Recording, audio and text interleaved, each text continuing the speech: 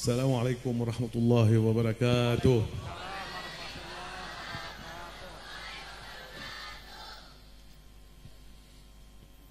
أولا اعذروني لو رحبت بالجميع لكن من دون أسماء، لأنني عفوا لا أعرف أسماء الجميع، فعذرا منكم، أعتذر منكم جميعا. لكن أولا نحن إن شاء الله أتباع سيدنا محمد صلى الله عليه وسلم، ونتبع ما أمرنا به سيدنا محمد صلى الله عليه وسلم الذي هو قائدنا وقدوتنا ومعلمنا. أمرنا أن نشكر الناس، من لا يشكر الناس لا يشكر الله. أولا أتقدم بالشكر الجزيل إلى من هو سبب بوجودي في هذا المكان الطيب، في هذا المجلس المبارك.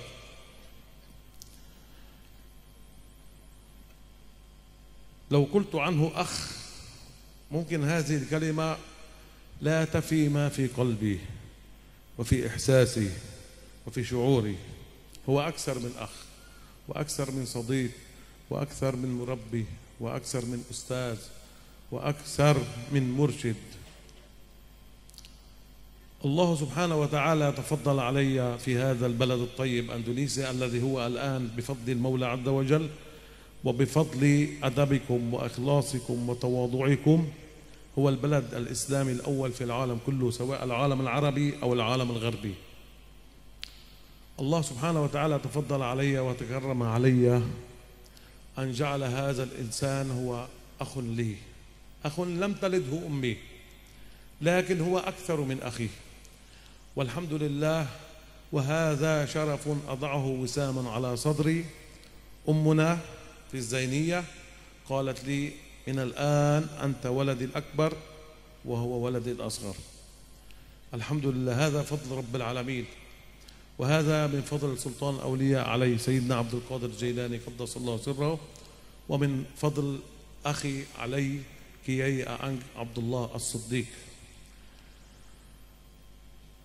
أسأل المولى عز وجل أن يجزيك عني خير جزاء، ويجعل عملك خالصا لله سبحانه وتعالى، ويجعله في ميزان حسناتك إلى يوم الدين. والشكر موصول أيضا إلى صاحب الدعوة، هذا لا أعرف اسمه عفوا، الأساتذة والمشايخ والحاضرين والحاضرات والحبائب. والشكر خصوص أهلا وسهلا بالسيد بوباتي والبوليس والأرمي والبنسر وتيم إقامة والحاضرين والحاضرات والطلاب والطالبات. أسأل المولى عز وجل كما جمعني بكم في الدنيا أن يجمعني بكم في الآخرة. ومولانا هنا أنا الحمد لله لقيته قبل سنتين قبل كورونا في مجلس هنا في هذه المدينة. الحمد لله، الله سبحانه وتعالى أعطانا العمر لكي نلتقي مرة ثانية. أسأل الله لكم العمر الطويل والصحة والسعادة في الدين والدنيا والآخرة، آمين يا رب العالمين. Assalamualaikum warahmatullahi wabarakatuh.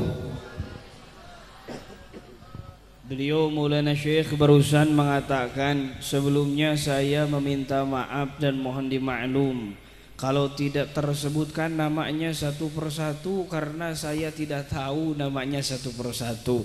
Maka dari itu saya memohon maaf jika tidak tersebutkan daripada namanya satu persatu.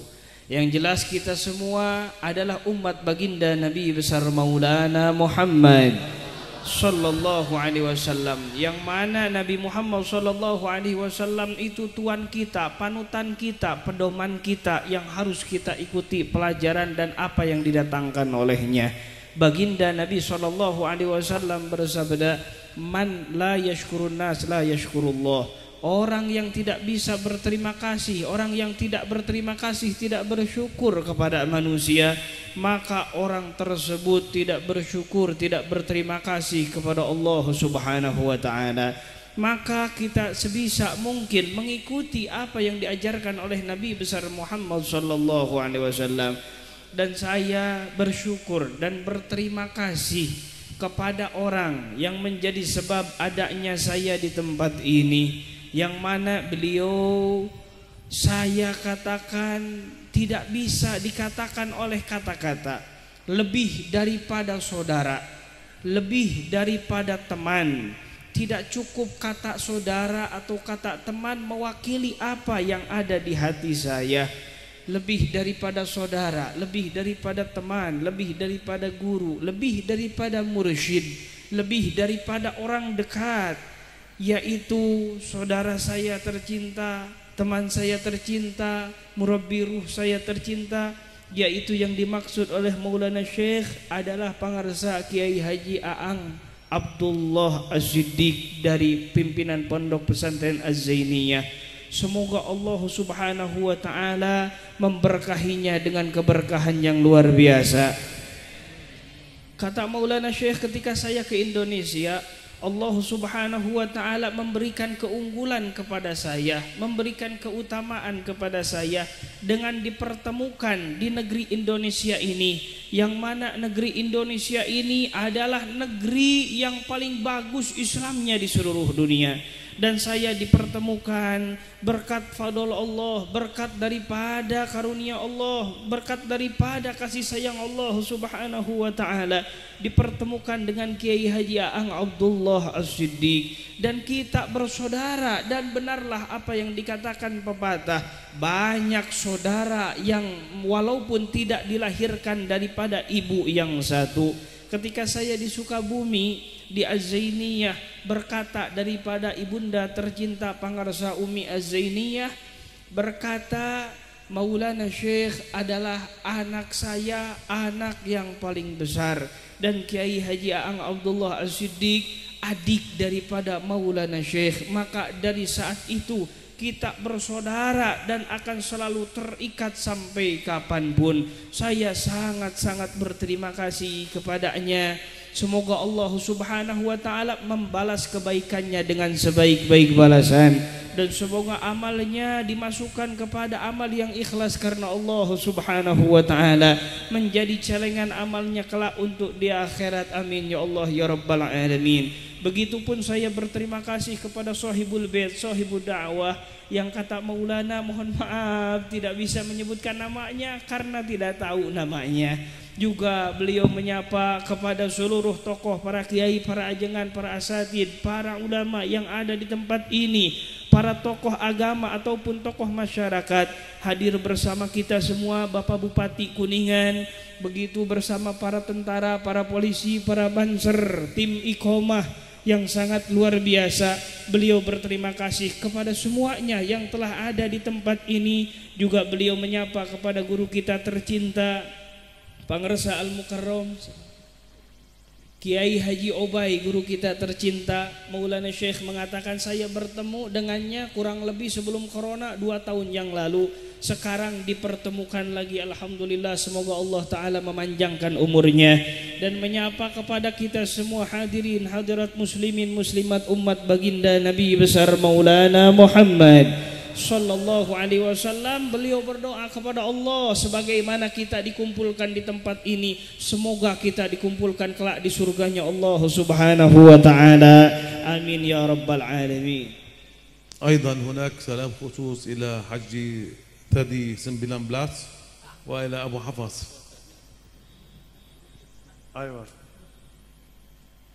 الحمد لله رب العالمين، والصلاة والسلام على أشرف المرسلين سيدنا محمد النبي الأمين وعلى آله وأصحابه الطيبين الطاهرين. الحمد لله، اللهم من علينا وجعلنا من أمة الحبيب محمد صلى الله عليه وسلم، جعلنا مسلمين. هذه نعمة الإسلام يا أخوان لا تقدر بثمن. وعندما دخلت أنا إلى هذا المجلس المبارك فرحت قليل وحزنت قليل. ممكن أن أقول أن الفرح نصف والحزن نصف. لماذا؟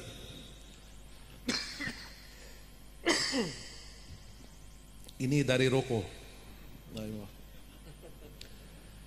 لطالما نحن أمة الحبيب محمد صلى الله عليه وسلم دستورنا القرآن الكريم وحديث الرسول صلى الله عليه وسلم. والله سبحانه وتعالى يقول في القرآن الكريم: يا أيها الذين آمنوا أطيعوا الله وأطيعوا الرسول وأولي الأمر منكم. صحيح؟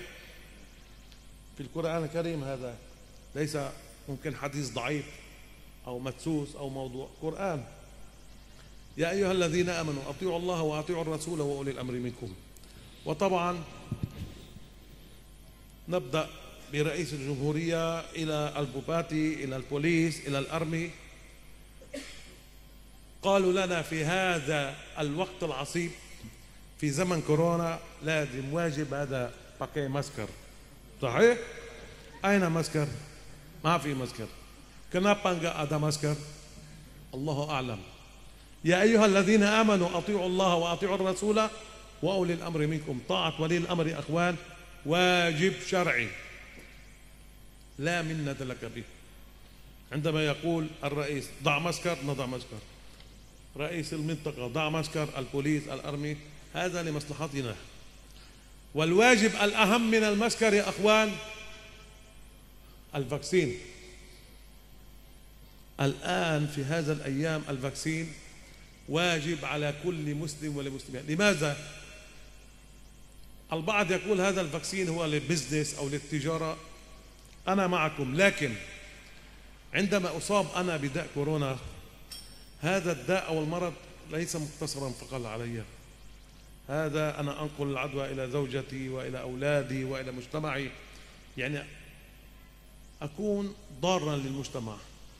فعندما نأخذ الفاكسين الله سبحانه وتعالى هو الشافي، وإذا مرضت فهو يشفين، لكن نحن علينا أن نأخذ بالأسباب.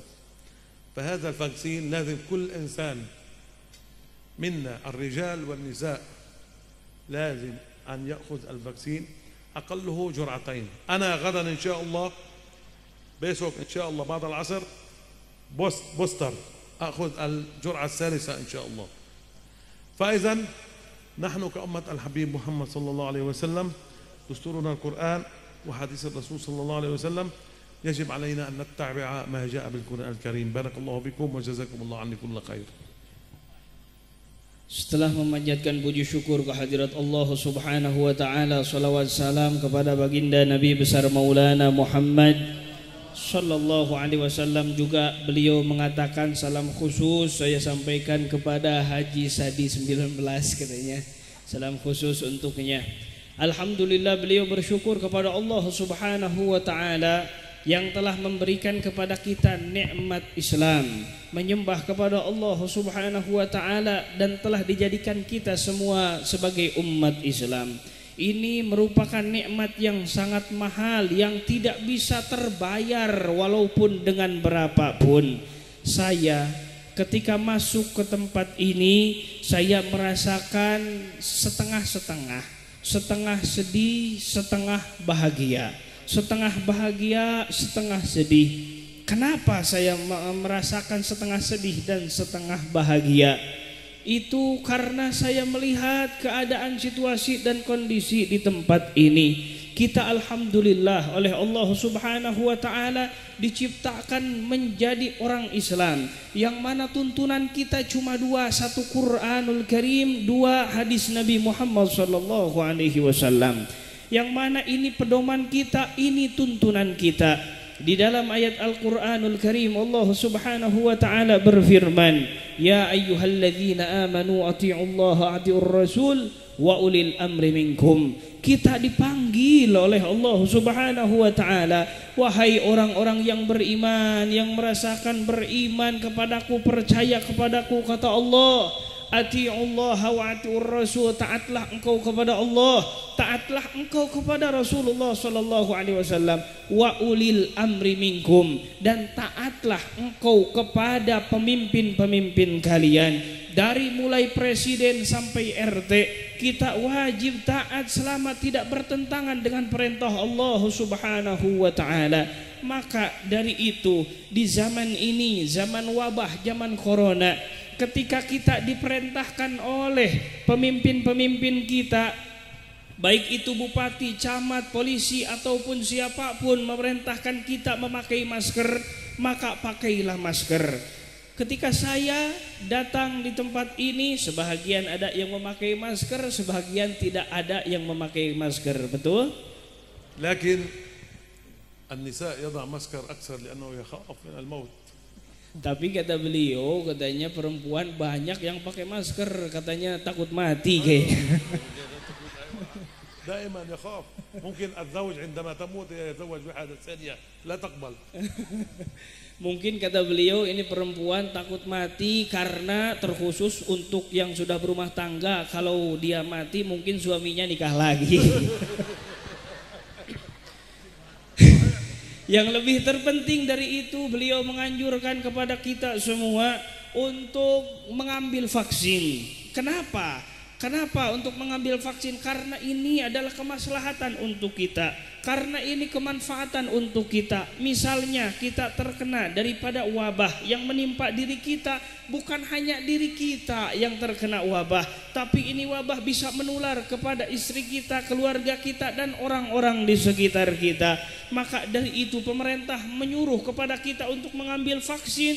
Ini kemaslahatan untuk kita, ini kebaikan untuk kita. Maulana Syekh mengatakan, saya pun sudah divaksin 2 kali, insya Allah besok saya akan divaksin lagi yang ketiga kali. Ini semua untuk kemanfaatan kita semua. Minimal kita mengambil vaksin 2 kali vaksin dosis kedua, karena ini sebagai bentuk ketaatan kita kepada pemerintah kita, kepada pimpinan kita, kepada Allah Subhanahu wa ta'ala. Maka yang terpenting daripada wasiat beliau, taatlah kita kepada pemimpin-pemimpin kita selama tidak bertentangan dengan perintah Allah Subhanahu wa ta'ala. Walhamdulillah, fi hadhihi as-sa'at al-mubarakah, fi hadhihi al-ayyam al-mubarakah, fi hadhihi al-layali al-mubarakah, شهر من أشهر الله الحرم، شهر رجب الحرام المبارك الذي يضاعف فيه الحسنات وتكثر فيه الأرزاق ويقبل فيه الدعاء. أخبرنا عنه المولى عز وجل في القرآن الكريم: إن عدة الشهور عند الله 12 شهرا في كتاب الله يوم خلق السماوات والأرض منها 4 حرم ذلك الدين القيم فلا تظلموا فيهن أنفسكم صدق الله العظيم. فإذا هذا الشهر المبارك شهر رجب من أشهر الله الحرم الأربعة، السنة 12 شهرا، وفي هذه السنة 4 أشهر حرم مباركة يستجاب فيها الدعاء وتفتح أبواب السماء، والله سبحانه وتعالى يقبل توبة العبد إذا تاب إلى الله سبحانه وتعالى توبة نصيحة.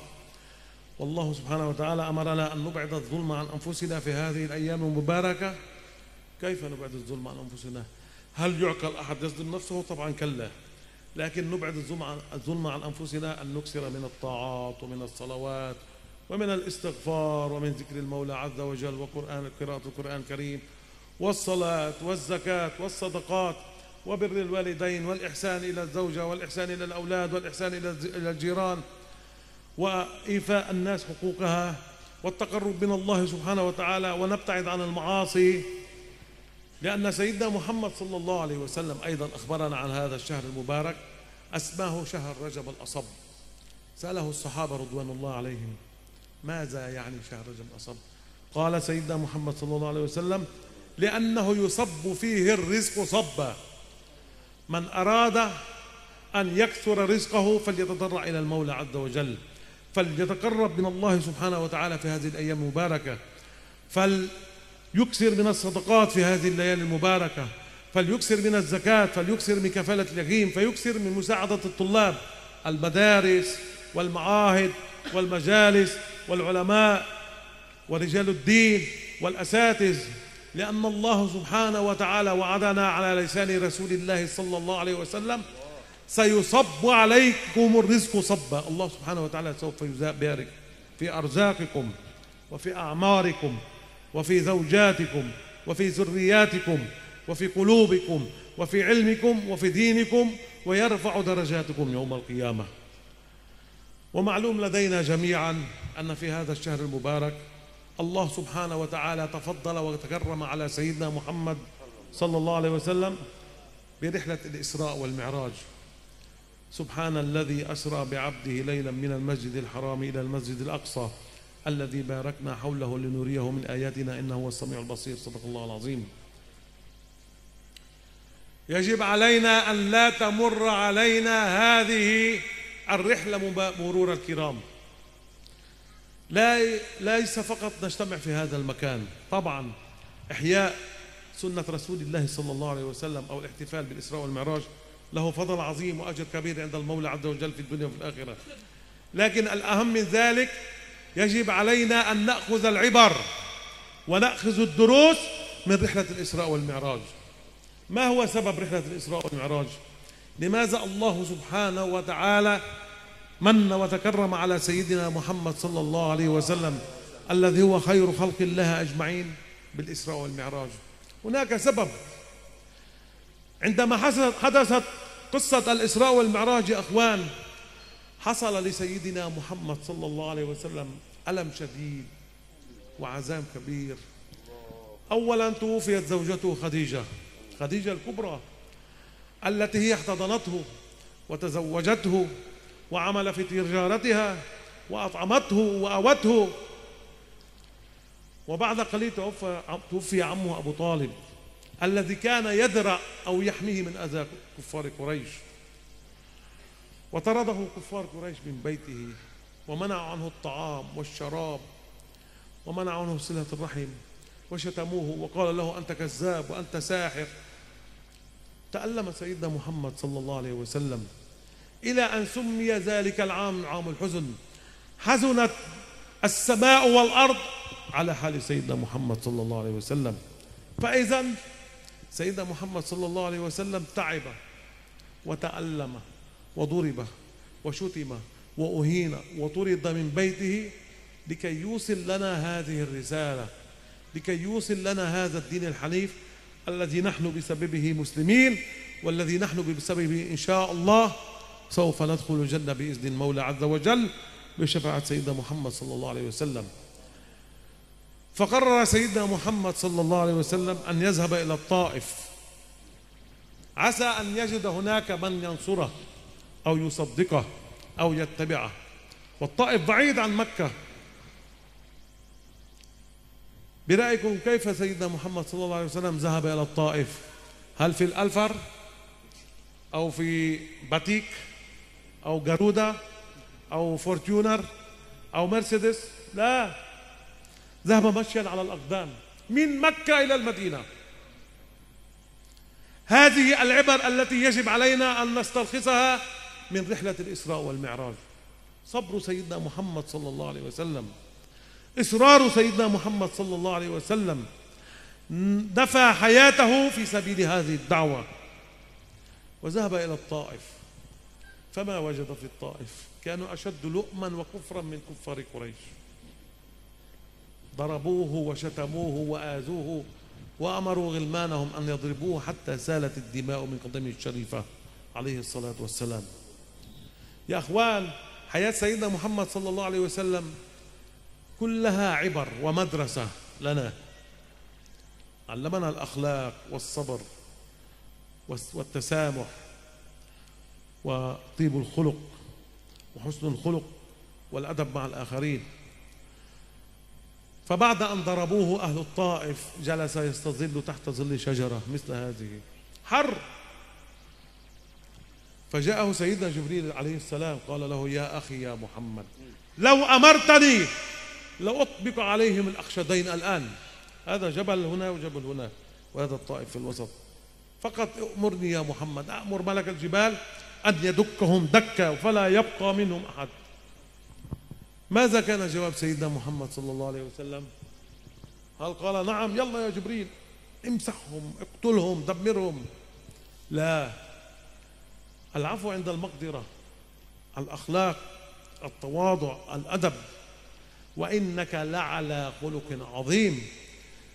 وسيدنا محمد صلى الله عليه وسلم ماذا قال؟ أدبني ربي فأحسن تأديبي. هذه هي أخلاق سيدنا محمد صلى الله عليه وسلم. هذه هي الدروس والعبر التي يجب أن نأخذها من رحلة الإسراء والمعراج. ماذا أجاب سيدنا جبريل؟ لا يا أخي يا جبريل، دعهم عسى أن يخرج من أصلابهم من يوحد الله. عسى بعد 100 سنة 1000 عام يخرج واحد من أصلابهم يوحد الله. وعاد سيدنا محمد صلى الله عليه وسلم أدراجه إلى مكة وبعد التعب والألم والصبر والحزن بات تلك الليلة في مكة المكرمة، إلى أن جاءه رجل في الليل شق صدره وملأه إيمانا ورحمة ومغفرة ونورا، وجاءه سيدنا جبريل عليه السلام بالبراق. أنا لا أكرر قصة الإسراء، كلكم تعرفونها، لكن يجب علينا أن نأخذ العبر من هذه القصة. وطبعا أولا أسري بسيدنا محمد صلى الله عليه وسلم من مكة المكرمة إلى بيت المقدس إلى المسجد الأقصى، وكانت أول مكرمة لسيدنا محمد صلى الله عليه وسلم أن صلى إماما في إخوته الأنبياء. الله سبحانه وتعالى أكرمه، هو حبيب الله، هو من اقترن اسمه باسم المولى عز وجل، النبي الوحيد والرسول الوحيد الذي الله سبحانه وتعالى قرن اسمه باسمه تعظيما وتبجيلا وإكراما له، سيدنا محمد صلى الله عليه وسلم. لا إله إلا الله محمد رسول الله. وبعد أن أتم الصلاة عرج به إلى السماء، وكان كلما يصل إلى سماء يلقى في أحد إخوته الأنبياء ويسلم عليه ويسأله عن أحوال أمته وما جرى وما سيجري، إلى أن وصل سيدنا محمد صلى الله عليه وسلم إلى السماء السابعة. هنا العبرة، هنا المكرمة، هنا الفرح، فرح الروح، هنا الخشوع. وبعد أن انتقل سيدنا محمد صلى الله عليه وسلم إلى سدرة المنتهى توقف سيدنا جبريل عليه السلام، لم يسمح له بالدخول. هذه المكرمة فقط لسيدنا محمد صلى الله عليه وسلم. من تعب سيدنا محمد صلى الله عليه وسلم، ومن تألم ومن جاهد ومن قاتل ومن طرد ومن حزن هو سيدنا محمد صلى الله عليه وسلم. أراد الله أن يكرمه فكان قاب قوسين أو أدنى. ويأتي كثير من الناس يسأل هل سيدنا محمد صلى الله عليه وسلم رأى الله؟ أو هل سيدنا محمد تكلم مع الله؟ ما لك أن تتكلم معه أو لم يتكلم معه، رآه أو ما رآه؟ إذا كان سيدنا جبريل عليه السلام لم يسمح له أن يرى ذلك، لماذا أنت تسأل؟ ماذا تستفيد؟ اسأل كيف أتوضأ، كيف أصوم، كيف أصلي، كيف أعبد الله، كيف أمنع أذاي عن الناس، كيف أعامل زوجتي، كيف أبر بوالدي، كيف أزكي، كيف أتصدق، كيف أتطهر. ما بالك بهذا السؤال؟ وعندما وصل سيدنا محمد صلى الله عليه وسلم إلى سدرة المنتهى كانت الهدية أولا لسيدنا محمد صلى الله عليه وسلم، ومن ثم لنا نحن أمة الحبيب محمد صلى الله عليه وسلم. هذا ما تسأل عنه. ماذا أمرنا المولى؟ ماذا أمر المولى سيدنا محمد صلى الله عليه وسلم؟ الصلاة. كل الفرائض والسنن والنواهي والحلال والحرام والقرآن الكريم نزل على سيدنا محمد صلى الله عليه وسلم بواسطة سيدنا جبريل عليه السلام، إلا الصلاة. الصلاة يا أخوان، هذه العبر التي نأخذها، هذه الدروس التي نأخذها من رحلة الإسراء والمعراج. الله سبحانه وتعالى فرض على سيدنا محمد أولا 50 صلاة. تفكر في نفسك رأفة وشفقة ومحبة سيدنا محمد صلى الله عليه وسلم بأمته. كانت 50 صلاة. من عنده قوة الآن أن يصلي 50 صلاة؟ هي 5 صلوات وكلكم يذهب إلى الصلاة.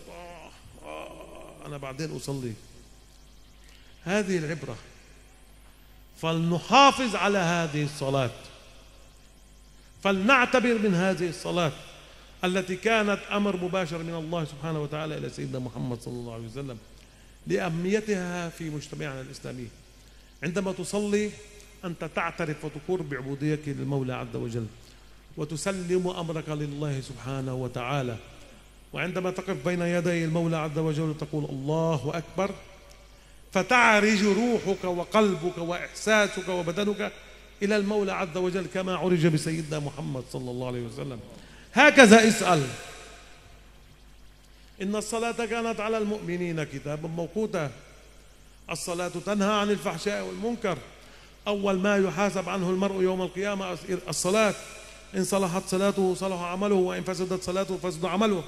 هكذا اسأل. الصلاة هي عماد الدين، من أقامها فقد أقام الدين ومن تركها فقد هدم الدين. واظبوا وحافظوا على أداء الصلاة في أوقاتها. لأنه هناك حساب يا أخوان يوم القيامة، وهناك سؤال في القبور. إذا كان عندك بزنس أو تجارة أو عمل أو له وجاء وقت الظهر، لا تقول بعدين أصلي الظهر أو بعدين أصلي العصر أو عندما أعود في البيت أنا ما في وقت الآن أريد أجمع الفلوس. اجعل تجارتك مع الله سبحانه وتعالى، اجعل تجارتك مع سيدنا محمد صلى الله عليه وسلم، اجعل تجارتك مع أولياء الله سبحانه وتعالى. هذه هي التجارة الرابحة. هذا كله فاني، هذه الدنيا فانية. مهما كان عندك فلوس وأموال وأملاك وبيوت وزوجات وذهب وفضة، هناك سوف يأتي يوم تموت، تترك كل شيء. ماذا يبقى لك؟ عملك. ماذا يبقى لنا؟ عمل فقط. هذا الذي يبقى لنا إلى يوم القيامة. فحافظوا على أداء الصلاة في أوقاتها، لأنه يا أخوان من يؤخر الصلاة عن وقتها لديه وعليه وعيد من المولى عز وجل: ويل للمصلين الذين هم عن صلاتهم ساهون. هذا الويل وادي في جهنم والعياذ بالله، ليس لتارك الصلاة. تارك الصلاة يموت على الكفر، إن شاء مات يهوديا أو شاء مات نصرانيا. هذا الويل 70,000 سنة في الوادي، وكل يوم ب50,000 سنة مما تعدون، لمن يؤخر الصلاة عن وقتها. وأكثروا من الصلاة على حبيبكم محمد صلى الله عليه وسلم،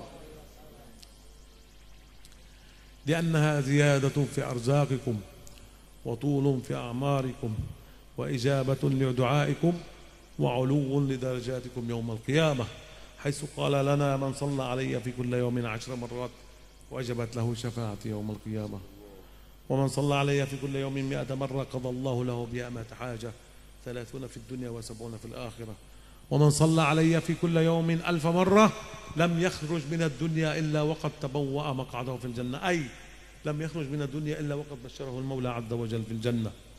ومن عنده حاجة عند المولى عز وجل وأراد أن يكون دعاءه مستجاب فليبدأ دعاءه بالصلاة على الرسول صلى الله عليه وسلم، ولينهي دعاءه بالصلاة على الرسول صلى الله عليه وسلم، لما أخبرنا عنه سيدنا عمر بن الخطاب رضي الله عنه: كل الدعاء معلق بين السماء والأرض إلا بالصلاة على رسول الله صلى الله عليه وسلم.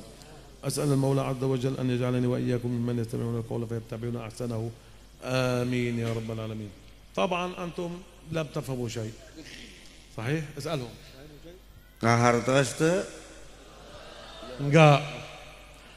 Enggak masalah, ada mutarjim. Ada mutarjim. Kita semua sekarang berada di waktu yang mulia, waktu yang agung, detik-detik yang dimuliakan oleh Allah Subhanahu wa taala. Berada di bulan yang diagungkan oleh Allah Subhanahu wa taala, yaitu bulan Rajab. Sebagaimana Allah Subhanahu wa taala mengabarkan di dalam ayat Al-Qur'anul Karim, Bismillahirrahmanirrahim. Inna iddatash syuhuri indallahi 12 syahra fi kitabillah yauma khalaqas samawati wal ardh minha arba'atun hurum dzalika ad-dinul qayyim fala tazlimu fihinna anfusakum. Shadaqallahul azim. Allah taala memberitahukan kepada kita semua, sesungguhnya hitungan bulan di sisi Allah Subhanahu wa taala ada 12 bulan, 4 di antaranya bulan yang dimuliakan oleh Allah Subhanahu wa taala. Ini ketetapan Allah taala sudah tetapkan semenjak Allah taala menciptakan 7 lapis langit dan 7 lapis bumi. Allah mewanti-wantikan kepada kita semua, fala tazlimu fihinna anfusakum. Janganlah engkau sekali-kali menzalimi diri kalian sendiri di bulan-bulan yang dimuliakan oleh Allah Subhanahu wa taala. Yang jelas Allah taala memberitahukan daripada hitungan 12 tersebut ada 4 bulan yang dimuliakan. Salah satunya yaitu bulan yang kita berada di dalamnya ini adalah bulan Rajab. Maka dari itu perbanyaklah kita beramal soleh di bulan Rajab. Ini bulan Rajab adalah bulan yang disebut, yang diharamkan, lebih ditekankan keharaman-keharaman dilakukan di dalamnya.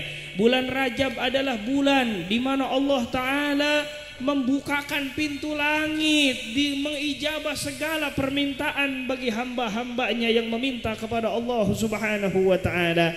Maka dari itu, siapapun di antara kita yang mempunyai kebutuhan kepada Allah, maka mintalah kepada Allah Subhanahu wa ta'ala. Siapapun dari kita semua yang berbuat dosa, melanggar daripada perintah Allah, maka bertaubatlah kepada Allah di bulan ini. Kembalilah kepada Allah di bulan ini dengan taubat-taubatan nasuha, maka akan diterima oleh Allah Subhanahu wa ta'ala, maka akan diampuni oleh Allah Subhanahu wa ta'ala. Karena di bulan ini Allah Subhanahu wa ta'ala menerima daripada setiap hamba-hambanya yang kembali kepada Allah Subhanahu wa ta'ala.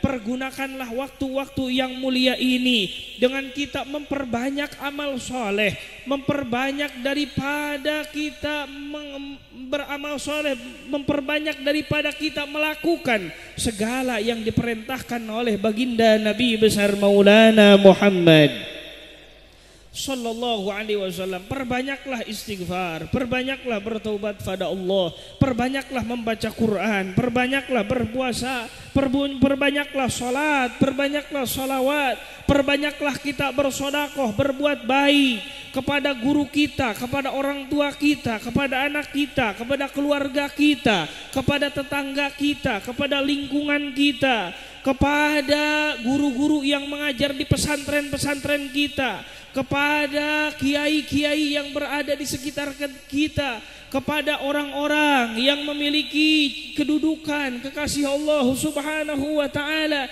Isilah di bulan-bulan ini dengan warna-warni macam kebaikan kepada sesama makhluknya Allah Subhanahu wa ta'ala. Isilah bulan ini dengan berbagai macam apa yang diperintahkan oleh Allah, diperintahkan oleh baginda Nabi besar Maulana Muhammad Sallallahu alaihi wasallam. Karena Allah Subhanahu wa ta'ala menurunkan kabar kepada Nabi Muhammad Sallallahu alaihi wasallam, di mana Rasul Sallallahu alaihi wasallam mengatakan di depan para sahabatnya radhiyallahu taala anhum ajma'in. Ini bulan Rajab disebut oleh Rasul Sallallahu alaihi wasallam bulan Rajab al-Asab. Bulan Rajab al-Asab. Apa artinya al-Asab? Al-Asab itu adalah curahan dan kucuran yang sangat deras. Para sahabat radhiyallahu taala anhum ajma'in bertanya kepada Rasul sallallahu alaihi wasallam, "Ya Rasulullah, wahai utusan Allah, apa hikmahnya bulan ini disebut bulan Rajab al-Asab?" Rasul sallallahu alaihi wasallam bersabda, karena di bulan ini Allah Ta'ala mencurahkan, melimpahkan rizkinya di bulan ini. Allah Ta'ala mencurahkan, melimpahkan rahmatnya di bulan ini. Allah Ta'ala mencurahkan, melimpahkan segala anugerahnya, karunianya, kasih sayangnya, keunggulannya di bulan Rajab ini yang dimuliakan oleh Allah Subhanahu wa Ta'ala.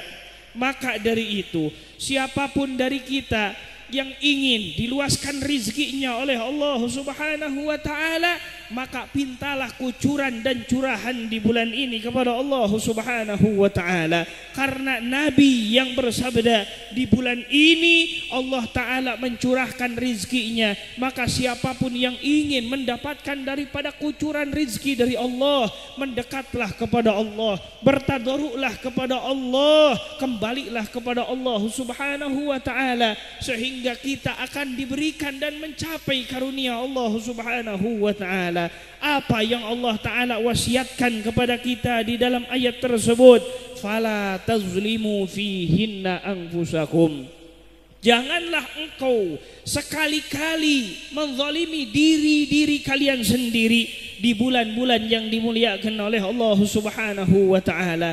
Apa maksud daripada jangan menzalimi diri kalian sendiri? Tentunya bukan menjatuhkan diri sendiri kepada kesakitan, tapi yang dimaksud adalah isilah di bulan ini dengan berbagai warna-warni kebaikan kepada Allah Subhanahu wa ta'ala, kebaikan kepada sesama daripada makhluknya Allah Subhanahu wa ta'ala. Perbanyaklah daripada kita berbuat baik terhadap sesama kita. Inilah yang dimaksud, jangan menzalimi diri kalian sendiri, dan jangan menzalimi diri kalian sendiri, yaitu jangan sekali-kali di bulan yang dimuliakan ini kita melanggar, bermaksiat kepada Allah Subhanahu wa taala. Janganlah kita melanggar dan bermaksiat kepada Rasulullah sallallahu alaihi wasallam.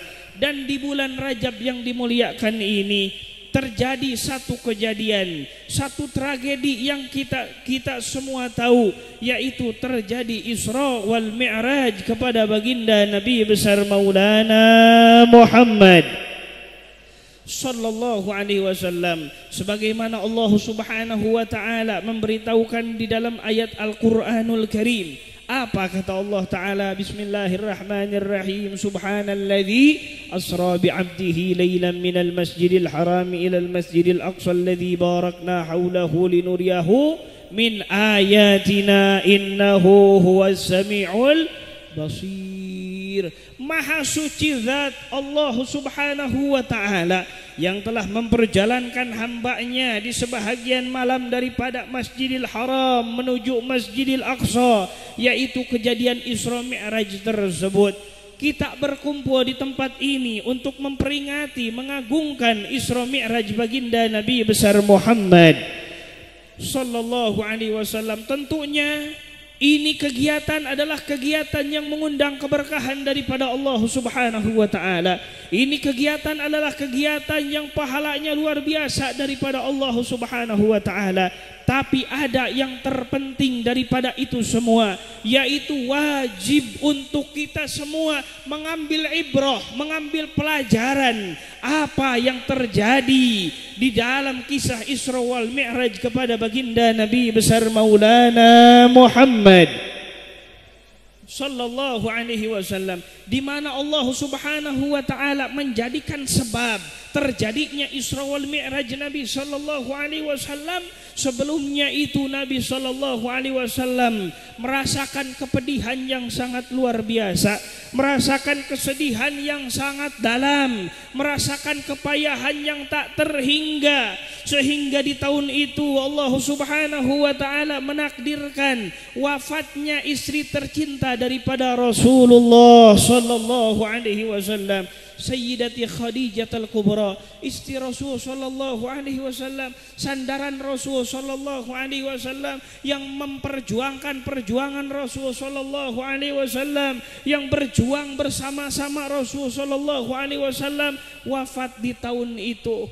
Kemudian tahun itu pula Allah Ta'ala menakdirkan wafat pamannya, yaitu Abu Talib, yang mana Abu Talib tersebut orang yang selalu melindungi Nabi Muhammad sallallahu alaihi wasallam, selalu menjadi pelindungnya Nabi sallallahu alaihi wasallam dari serangan musuh-musuh Nabi sallallahu alaihi wasallam. Wafat di tahun itu, sehingga Nabi sallallahu alaihi wasallam diusir daripada tempatnya, sehingga Nabi sallallahu alaihi wasallam disakiti, dicaci, dimaki, dihina, dizalimi, dicegah daripada makanan datang kepadanya, dicegah daripada minuman datang kepadanya, sehingga Nabi sallallahu alaihi wasallam merasakan puncak daripada kepedihan tersebut. Untuk apa? Itu semua untuk membela kita semua, supaya risalah keislaman ini sampai ke dalam dada-dada kita semua, untuk menyelamatkan ajaran Allah, untuk menyelamatkan risalah daripada Allah Subhanahu wa taala. Sehingga Nabi sallallahu alaihi wasallam di waktu itu berjalan dan melangkahkan kakinya menuju ke kota Taif, dengan tujuan Nabi sallallahu alaihi wasallam dengan berandai-andai, dengan Nabi sallallahu alaihi wasallam bertujuan mudah-mudahan orang Taif ada yang mau diajak kepada jalan keselamatan, ada yang mau diajak kepada jalan menuju Allah Subhanahu wa taala. Dari Mekah menuju Taif ini perjalanan yang sangat panjang, perjalanan yang jauh. Nabi sallallahu alaihi wasallam berjalan kaki, bukan naik mobil Alphard, bukan naik mobil Mercedes, kata beliau, bukan naik pesawat batik ataupun Garuda, bukan, mengayuhkan kakinya dari Mekah menuju Taif, perjalanan yang sangat jauh. di bawah terik matahari, mengalami dinginnya malam hari. Inilah yang diperjuangkan oleh baginda Nabi besar Maulana Muhammad sallallahu alaihi wasallam datang ke kota Taif. Ternyata di Taif malah lebih ganas daripada orang-orang yang berada di kota Makkah Al-Mukarramah. Orang-orang Taif menyambut Nabi sallallahu alaihi wasallam dengan cacian, dengan makian, dengan kezaliman, bahkan menyuruh daripada anak-anak mereka, daripada anak-anak muda yang berada di sana untuk menimpuki Nabi, untuk melempari Nabi dengan batu, dengan kayu, dengan kotoran, sehingga menetes darah mulia Nabi sallallahu alaihi wasallam mengalir kepada kakinya. Nabi sallallahu alaihi wasallam mengalir di dalam di atas betisnya Nabi sallallahu alaihi wasallam, sehingga Nabi sallallahu alaihi wasallam tidak diterima di kota Taif tersebut. Nabi sallallahu alaihi wasallam berjalan dan berteduh di bawah pohon dekat kota Taif tersebut. Lalu malak Jibril alaihi salatu wassalam datang kepada Nabi sallallahu alaihi wasallam.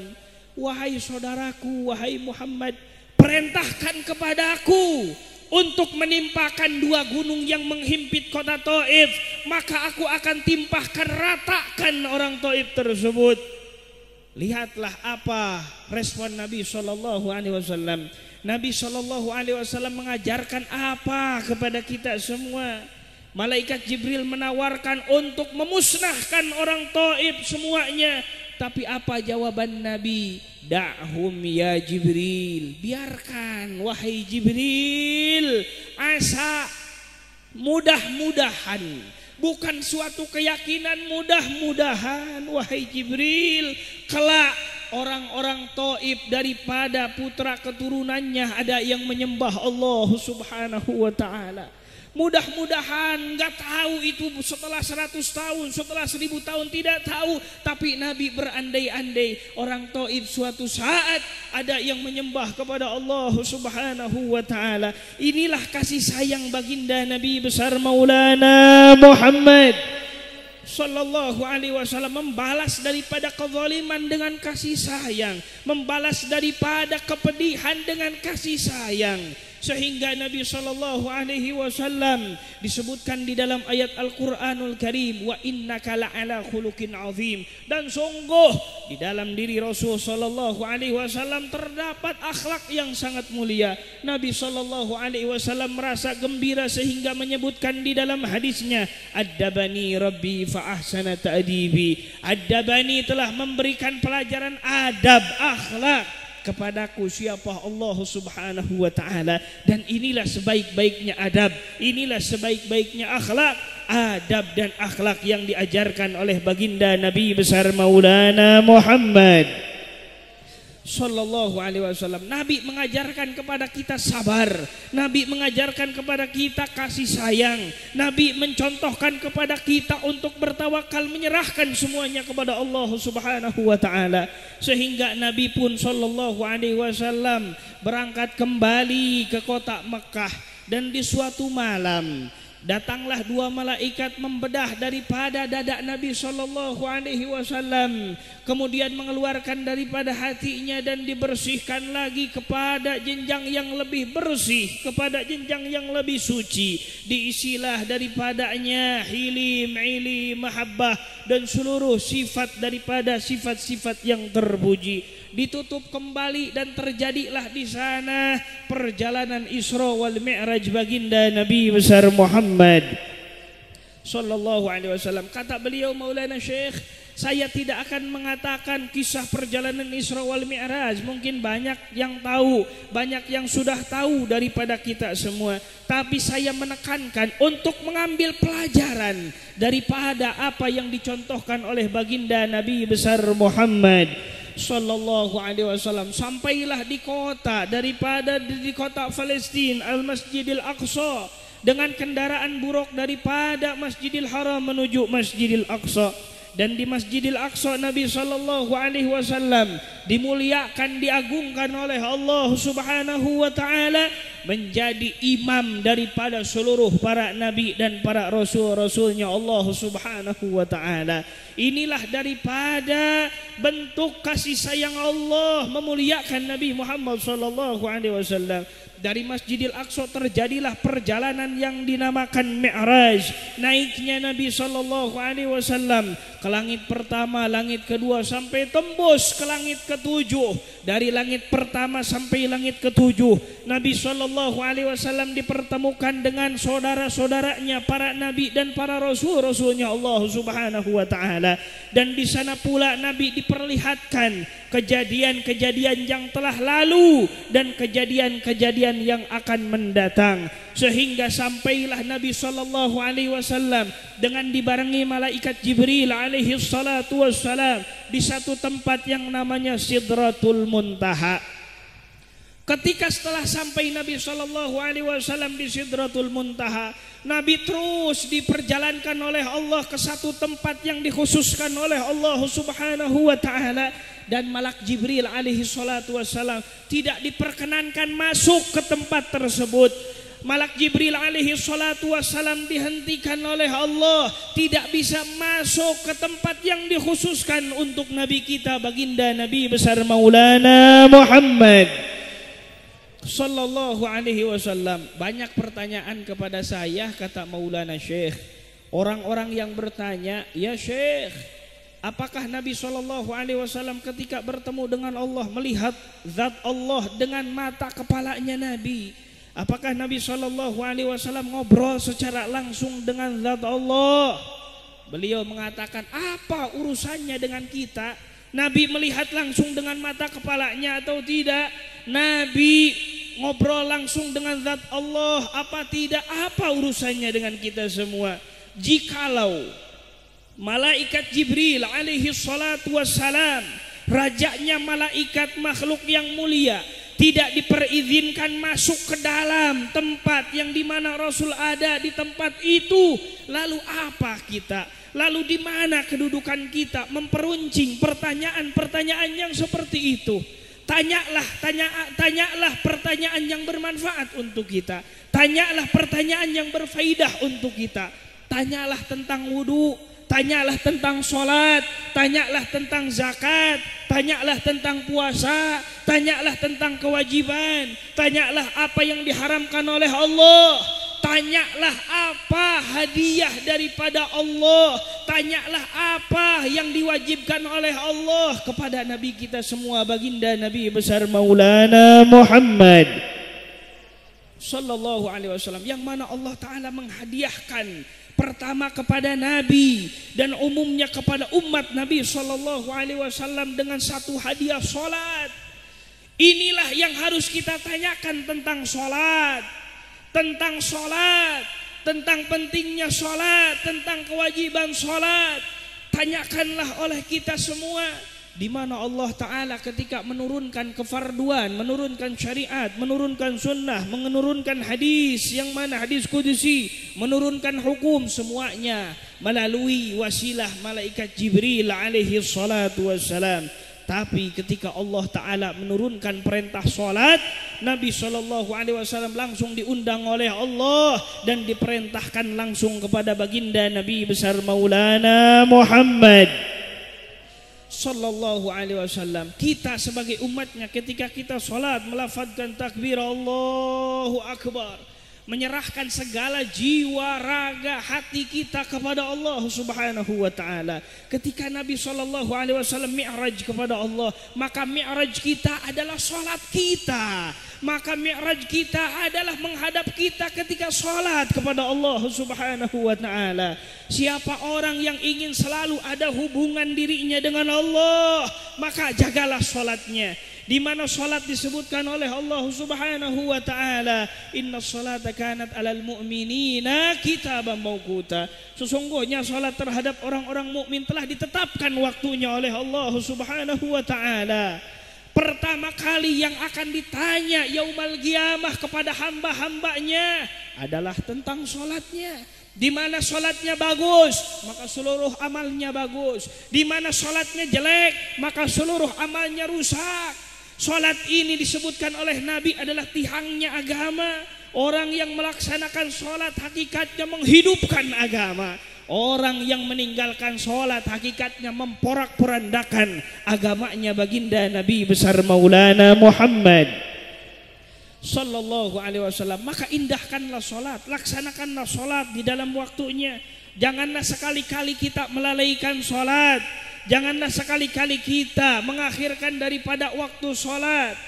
Sebahagian orang yang tanggung lagi berbisnis, lagi berjual beli, sehingga sholatnya diqadha, sehingga sholatnya dilakukan di luar waktu sholat.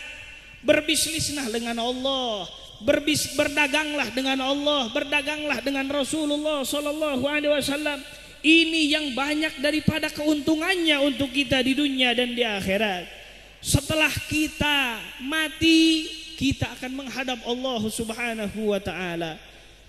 Berapa tinggi pun kedudukan kita, berapa banyak pun harta kita, berapa banyak pun mobil kita, berapa luas pun tanah kita, akan datang satu hari di mana kita dimatikan oleh Allah Subhanahu wa Ta'ala. Akan datang satu hari di mana itu semua ditinggalkan oleh kita semua, menghadap kepada Allah. Kita akan dikubur, kita akan menghadap Allah Subhanahu wa Ta'ala.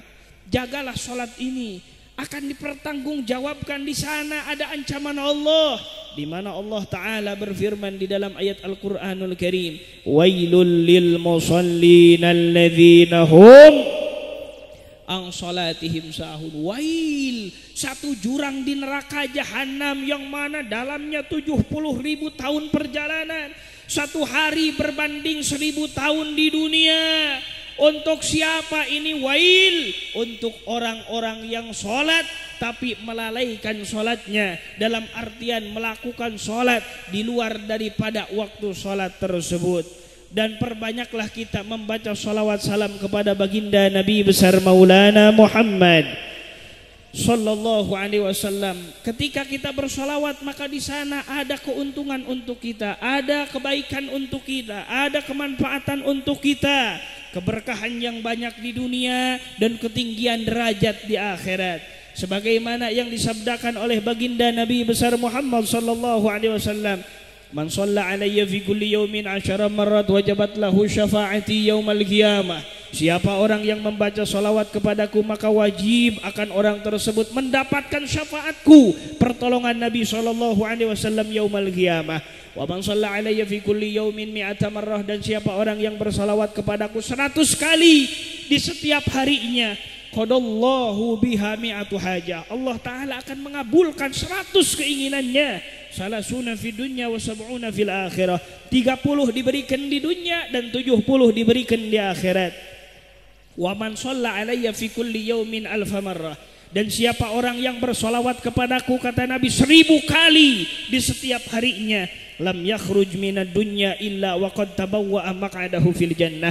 Tidak akan mati dari alam dunia, tidak akan keluar dari alam dunia terkecuali telah diperlihatkan tempatnya di surganya Allah Subhanahu wa Ta'ala. Siapa orang yang ingin doanya dikabul, diijabah oleh Allah Ta'ala, meminta kepada Allah, maka awalilah doa tersebut dengan sholawat dan akhirilah doa tersebut dengan sholawat. Sayyidina Umar bin Al-Khattab radhiyallahu ta'ala anhu wa ardah berkata, kullu du'a mu'allakun bainas sama wal ar.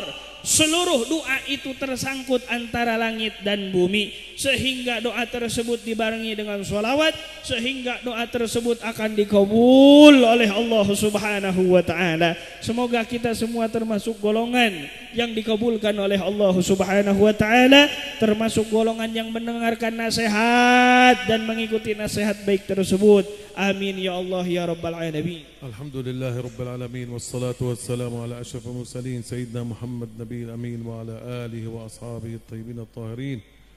اللهم إنا نسألك بما سألك به حبيبك ونبيك وشفيعك محمد صلى الله عليه وسلم أن ترفع عنا الداء والبلاء والغلاء والوباء وسلطة أعداء. توفنا وأنت راض عنا والحقنا بالصالحين. اللهم إنا نسألك بحق هذه الأيام المباركة من شهر رجب الحرام أن تتقبل دعاءنا وتقبل صلاتنا وتقبل أعمالنا جميعا يا رب العالمين، وتجعلنا من أصحاب السعادة في الدين والدنيا والآخرة يا رب العالمين. اللهم ارض عن زوجاتنا وأبنائنا وآبائنا وأمهاتنا وجماعتنا وطلابنا وجميع المسلمين يا رب العالمين.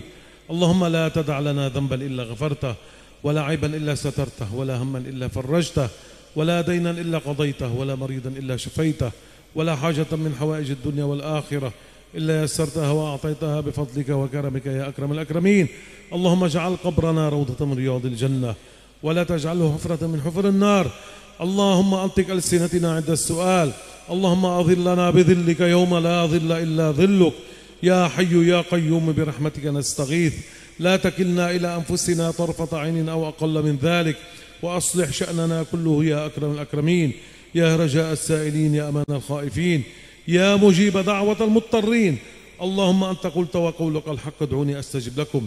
نتوسل إليك بحبيبك محمد صلى الله عليه وسلم، وبركة وكرامة سلطان الأولياء سيدنا عبد القادر الجيلاني قدس الله سره، أن تغفر ذنوبنا جميعا، وتبدل سيئاتنا حسنات، وتثبتنا على صراطك المستقيم، وتهون علينا سكرات الموت، وتغفر لنا ما نعلم، وتغفر لنا ما لا نعلم، وتغفر لنا ما أنت به أعلم، إنك أنت الأعز الأكرم. اللهم إن لم تغفر لنا اغفر لنا يا الله. اللهم إن لم ترحمنا من يرحمنا يا الله. إن لم تعفو عنا من يعفو عنا يا الله. اللهم لا تعاملنا بما نحن أهله، وعاملنا بما أنت أهله يا رب العالمين. يا رجاء السائلين، يا أمان الخائفين، يا مجيب دعوة المضطرين. ضاق بنا الرجاء، ليس لنا رب سواك، فلا تردنا مطرودين أو محرومين. التجأنا إلى بابك يا الله، التجأنا إلى أعتابك يا الله. اللهم علينا الدعاء ومنك الإجابة، اللهم علينا الدعاء ومنك الإجابة.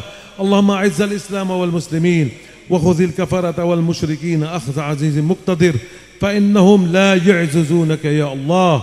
اللهم احفظ أندونيسيا، واحفظ أهل أندونيسيا، واجعل أندونيسيا بلدا آمنا سخاء رخاء بحفظك وكرمك يا أكرم الأكرمين. وابعد عنا وعنهم وباء كورونا وعن سائر بلاد المسلمين. اللهم بارك هذا المجلس، وبارك صاحب هذا المجلس، وجارك جميع من حضر في هذا المجلس، وبارك طلاب وطالبات هذا المجلس، وبارك جماعة هذا المجلس. اللهم بارك بهم وبأصولهم وبفروعهم إلى يوم الدين. اللهم أنزل عليهم السكينة والرحمة والرضا والغفران. أمدهم بمدد من عندك يا الله. ارزقهم رزقا حلالا طيبا مباركا فيه، واجعل ذريتهم ذرية صالحة تعبدك ولا تشرك بك شيئا. اللهم كما جمعتني بأحبتي في الدنيا اجمعني بهم في الآخرة على حوض نهر الكوثر مع حبيبنا محمد صلى الله عليه وسلم. اسقنا من يده الشريفة شربة لا نظمأ بعدها أبدا.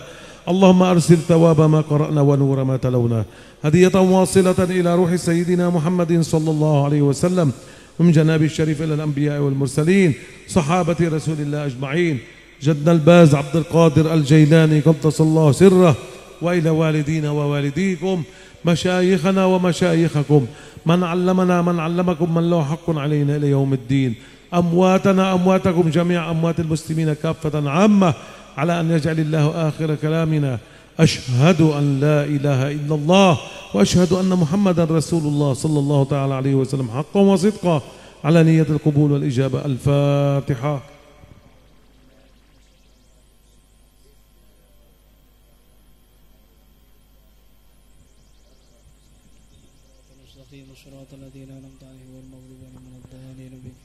سبحان ربك رب العزة عما يصفون، وسلام على المرسلين، والحمد لله رب العالمين. بارك الله بكم وجزاكم الله عنا كل خير، والسلام عليكم ورحمة الله وبركاته.